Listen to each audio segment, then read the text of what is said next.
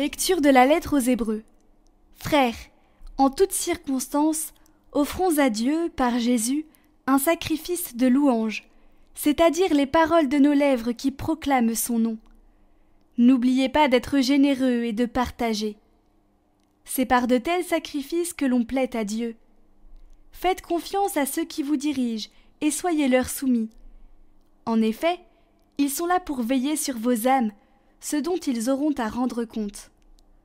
Ainsi, ils accompliront leur tâche avec joie, sans avoir à se plaindre, ce qui ne vous serait d'aucun profit.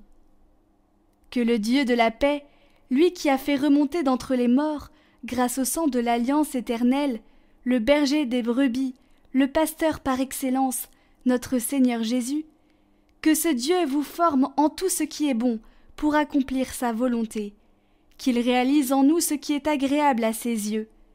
Par Jésus-Christ, à qui appartient la gloire, pour les siècles des siècles.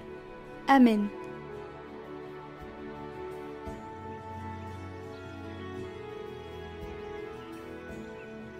Évangile de Jésus-Christ selon saint Marc.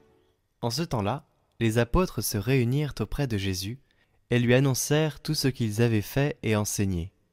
Il leur dit : « Venez à l'écart dans un endroit désert et reposez-vous un peu. » De fait, ceux qui arrivaient et ceux qui partaient étaient nombreux, et l'on n'avait même pas le temps de manger. Alors ils partirent en barque pour un endroit désert à l'écart. Les gens les virent s'éloigner, et beaucoup comprirent leurs intentions. Alors, à pied, de toutes les villes, ils coururent là-bas, et arrivèrent avant eux. En débarquant, Jésus vit une grande foule. Il fut saisi de compassion envers eux, parce qu'ils étaient comme des brebis sans berger. Alors il se mit à les enseigner longuement.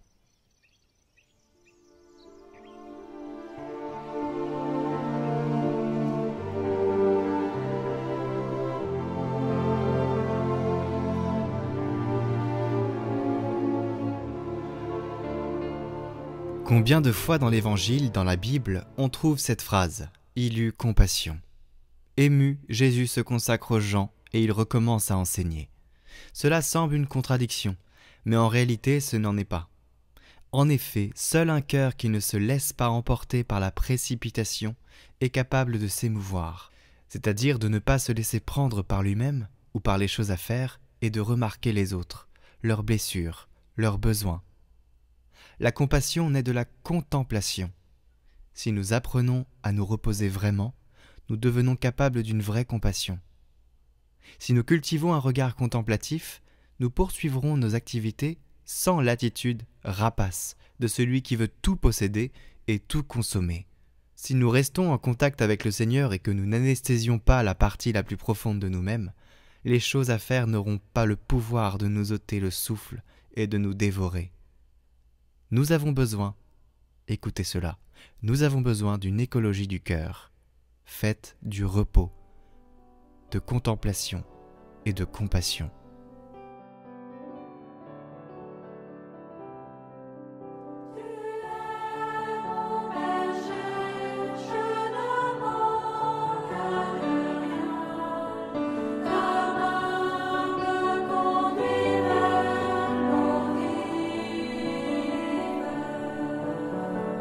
Tu me fais reposer sur des prés d'herbes fraîches, vers les eaux vives tu me mènes. Tu me conduis sur les chemins de justice pour l'amour de ton nom très saint.